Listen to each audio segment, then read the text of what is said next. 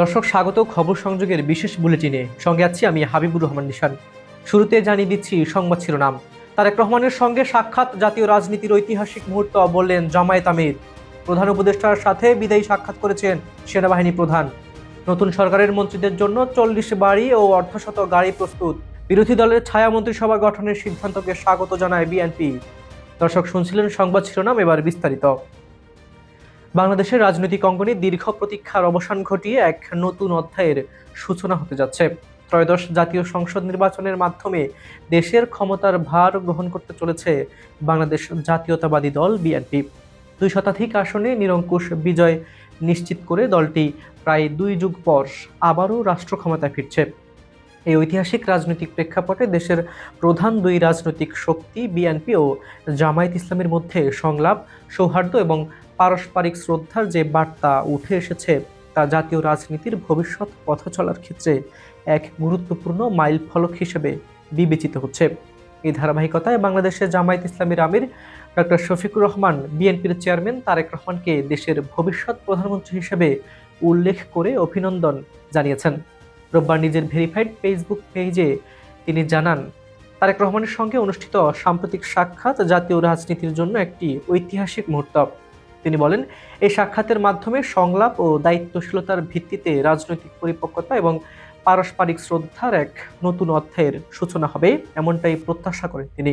Doctor Shafiqur Rahman আরও উল্লেখ করে বলেন, তিনি এমন একটি বাংলাদেশ গড়ার স্বপ্ন দেখেন যা হবে ফ্যাসিবাদ মুক্ত, সার্বভৌম এবং ইনসাফ ও ন্যায় বিচারের উপর প্রতিষ্ঠিত।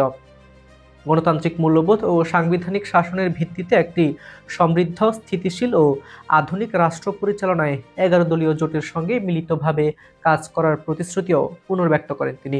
পাশাপাশি নির্বাচন পরবর্তী সহিংসতা এবং বিরোধী দলের কর্মী ও সংখ্যালঘু সম্প্রদায়ের ওপর যে কোনো ধরনের হামলা রোধে তারেক রহমানের আশ্বাসের প্রশংসা করে জামায়াত আমির বলেন, দেশের কোনো নাগরিক যেন ভয়, ভীতি ও নিরাপত্তাহীনতার শিকার না হয়, এটাই সবার প্রত্যাশা। জাতীয় রাজনৈতিক প্রেক্ষাপটে একই দিনে গুরুত্বপূর্ণ বক্তব্য দিয়েছেন সেনাবাহিনীর প্রধান জেনারেল ওয়াকারুজ্জামান। তিনি জানিয়েছেন, নবনির্বাচিত সরকার দায়িত্ব গ্রহণের পর নির্দেশনা দিলেই সেনাবাহিনী ব্যারাকে ফিরে যাবে। সিএএস দরবারে দেওয়া ভাষণে তিনি বলেন, নির্বাচনের জন্য যে অতিরিক্ত ফোর্স মোতায়েন করা হয়েছিল তা ইতিমধ্যে কমিয়ে আনা হয়েছে। সেনা সদস্যদের উদ্দেশ্যে ভাষণে তিনি তাদের দায়িত্বশীলতা ও দক্ষতার জন্য কৃতজ্ঞতা প্রকাশ করেন এবং বলেন, দেশ আবারও গণতান্ত্রিক ধারায় ফিরে এসেছে। জনগণের স্বার্থে যা করণীয় ছিল সেনাবাহিনী তা সম্পন্ন করেছে। তিনি ইউনিট প্রধানদের চেইন অব কমান্ড বজায় রাখার উপর জোর দেন এবং সেনা সদস্যদের মনোবল দৃঢ় রাখতে প্রয়োজনীয় পদক্ষেপ নেওয়ার নির্দেশনা দেন। পাশাপাশি ভুল ও মিথ্যা তথ্যের বিষয়ে সতর্ক থাকার আহ্বান জানান। এদিকে অন্তর্বর্তীকালীন সরকারের প্রধান উপদেষ্টা অধ্যাপক মোহাম্মদ ইউনূসের সঙ্গে বিদায়ী সাক্ষাৎ করেছেন সেনাবাহিনীর প্রধান। তেজগাঁওয়ে প্রধান উপদেষ্টার কার্যালয়ে অনুষ্ঠিত এই সৌজন্য সাক্ষাতে তারা শুভেচ্ছা বিনিময় করেন এবং দায়িত্বকালীন বিভিন্ন বিষয়ে সংক্ষিপ্ত আলোচনা করেন। প্রধান উপদেষ্টা তার দায়িত্ব পালনকালে বিশেষ করে জাতীয় সংসদ নির্বাচনের সময় সেনাবাহিনীর সহযোগিতার জন্য সেনা প্রধানকে আন্তরিক ধন্যবাদ জানান এবং কৃতজ্ঞতা প্রকাশ করেন। অন্যদিকে নির্বাচনের ফলাফলের পর সরকার গঠনের প্রস্তুতিও পুরো দমে এগিয়ে চলেছে। সংশ্লিষ্ট সূত্রে জানা গেছে, হবু মন্ত্রিসভার জন্য ইতিমধ্যে প্রস্তুত করা হয়েছে 40টি সরকারি বাসভবন এবং 50টি বিলাসবহুল গাড়ি। ঢাকার বেইলি রোড, গুলশান, ধানমন্ডি ও মিন্টু রোড এলাকায় অবস্থিত বাসভবনগুলো আগের মন্ত্রী ও বর্তমান উপদেষ্টাদের পরিত্যক্ত বাড়িগুলো থেকে প্রস্তুত করা হয়েছে। গৃহায়ন ও গণপূর্ত মন্ত্রণালয়ের কর্মকর্তারা জানিয়েছেন, নতুন সরকারের চাহিদার উপর ভিত্তি করে প্রয়োজনে আরও বাসভবন প্রস্তুত করা হবে। পাশাপাশি যেসব বাড়িতে সংস্কার প্রয়োজন সেখানে দ্রুত কাজ শুরু হবে। নতুন প্রধানমন্ত্রীর বাসভবন হিসেবে প্রাথমিকভাবে বিবেচনায় রাখা হয়েছে রাষ্ট্রীয় অতিথি ভবন যমুনা। তবে এ বিষয়ে এখনও চূড়ান্ত সিদ্ধান্ত হয়নি বলে জানিয়েছেন সংশ্লিষ্ট কর্মকর্তারা। তারা জানান, প্রধানমন্ত্রীর আবাসনের বিষয়টি সম্পূর্ণ তার ব্যক্তিগত সিদ্ধান্তের উপর নির্ভর করবে। শপথ গ্রহণের দিন চূড়ান্ত হবে মন্ত্রিসভার সদস্য সংখ্যা এবং সেই অনুযায়ী গাড়ির সংখ্যা নির্ধারণ করা হবে। আপাতত 50টি গাড়ি প্রস্তুত করা হয়েছে যাতে ভিআইপি প্রোটোকলের কোনো ঘাটতি না থাকে। মঙ্গলবার সকাল 10টায় জাতীয় সংসদের দক্ষিণ প্লাজায় নবনির্বাচিত সংসদ সদস্যদের শপথ গ্রহণ অনুষ্ঠিত হবে। একই স্থানে বিকেল 4টায় নতুন সরকারের মন্ত্রিসভা শপথ নেবে। জাতীয় সংসদ ভবনের দক্ষিণ প্লাজা থেকেই নবনির্বাচিত সরকার যাত্রা শুরু করবে, যা দেশের রাজনৈতিক ইতিহাসে এক স্মরণীয় মুহূর্ত হিসেবে বিবেচিত হবে। নির্বাচন পরবর্তী পরিস্থিতি নিয়ে দেশের বিভিন্ন স্থানে প্রতিক্রিয়া ও আলোচনা অব্যাহত রয়েছে। লক্ষ্মীপুর প্রেস ক্লাবে অনুষ্ঠিত এক সংবাদ সম্মেলনে জামায়াতের ঢাকা মহানগরী উত্তরের সেক্রেটারি ও লক্ষ্মীপুর ৩ আসনের বিজিত প্রার্থী রেজাউল করিম বলেন, বাংলাদেশের ইতিহাসে সবচেয়ে বেশি জনসমর্থন নিয়ে এবার বিরোধী দল হিসেবে আবির্ভূত হয়েছে জামায়াত ইসলামী। তিনি গণতান্ত্রিক প্রক্রিয়ায় বিরোধী দলের গুরুত্ব তুলে ধরে বলেন, বিরোধী দল হচ্ছে সরকারের গুরুত্বপূর্ণ অংশ। তাদের দমন বা অবরুদ্ধ করা হলে গণতন্ত্রের অগ্রযাত্রা ব্যাহত হবে। রাজনৈতিক সহাবস্থানের ওপর গুরুত্ব আরোপ করে তিনি বলেন, সংঘাত নয়, সংশোধন এবং পর্যবেক্ষণের মাধ্যমেই দেশ এগিয়ে যাবে। অন্যদিকে বিরোধী দলের ছায়া মন্ত্রিসভা গঠনের সিদ্ধান্তকে স্বাগত জানিয়েছে বিএনপি। দলের স্থায়ী কমিটির সদস্য সালাউদ্দিন আহমেদ বলেন, জাতীয় নির্বাচন ও রাষ্ট্রপতি নির্বাচনের ম্যান্ডেট রয়েছে নির্বাচন কমিশনের। বর্তমান প্রেক্ষাপটে সংসদ সদস্যদের শপথ পাঠ করাতে পারেন প্রধান নির্বাচন কমিশনার।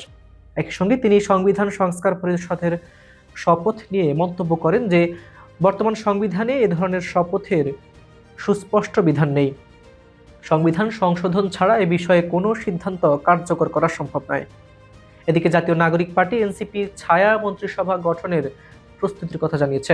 দলের মুখপাত্র আসিফ মাহমুদ সজীব ভুঁইয়া বলেন, স্বচ্ছতা ও জবাবদিহিতা নিশ্চিত করতে এবং সার্বিক কার্যক্রমে ওয়াচডগ হিসেবে কাজ করতে তারাই উদ্যোগ নিচ্ছেন।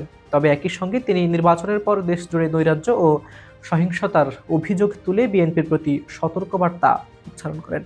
তার বক্তব্যে রাজনৈতিক উত্তাপ বাড়লেও বিভিন্ন মহল এ বিষয়ে সংযম ও দায়িত্বশীল আচরণের আহ্বান জানিয়েছে। এই উত্তপ্ত রাজনৈতিক আবহে ছাত্রদলের সাধারণ সম্পাদক নাসির উদ্দিন নাসির এনসিপির কয়েকজন নেতাকে প্রকাশ্যে ক্ষমা চাইতে আহ্বান জানিয়েছেন। সামাজিক যোগাযোগ মাধ্যমে দেওয়া এক পোস্টে তিনি বলেন, নোয়াখালীর হাতিয়া সংক্রান্ত একটি অভিযোগ সুপরিকল্পিতভাবে ছড়ানো হয়েছিল, যা পরবর্তীতে ভিত্তিহীন ও অসত্য প্রমাণিত হয়েছে। তিনি বলেন, ধর্ষণের মতো গুরুতর ও স্পর্শকাতর বিষয়কে রাজনৈতিক হাতিয়ার হিসেবে ব্যবহার করা নৈতিক অবক্ষয়ের পরিচয় এবং সামাজিক স্থিতিশীলতার জন্য বিপজ্জনক। এ ধরনের অপপ্রচারের দায় স্বীকার করে জাতির কাছে নিঃশর্ত ক্ষমা প্রার্থনার দাবি জানান তিনি। রাজনৈতিক অঙ্গনে আরেকটি উল্লেখযোগ্য ঘটনা ঘটেছে ব্রাহ্মণবাড়িয়া ২ আসনে।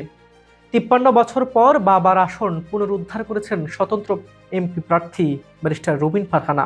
স্বাধীনতার পর এ আসনে জনগণের প্রত্যক্ষ ভোটে নির্বাচিত একমাত্র নারী সংসদ সদস্য হিসেবে তিনি ইতিহাস গড়েছেন।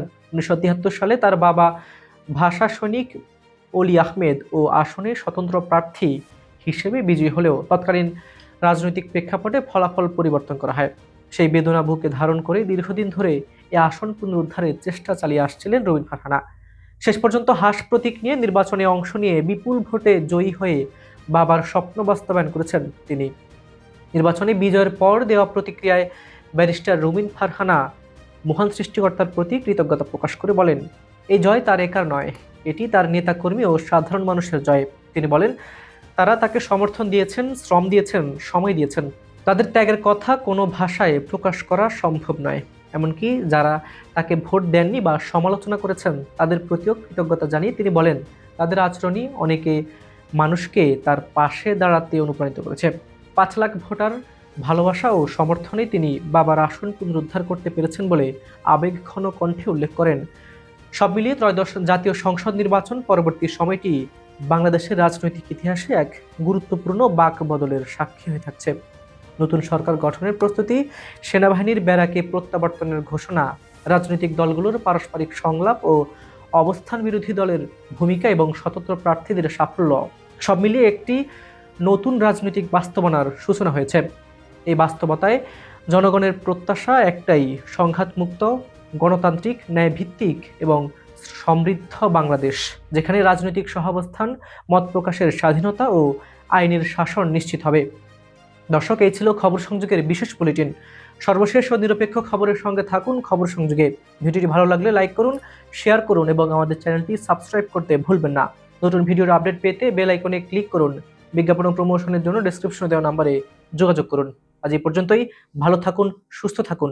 আল্লাহ হাফিজ।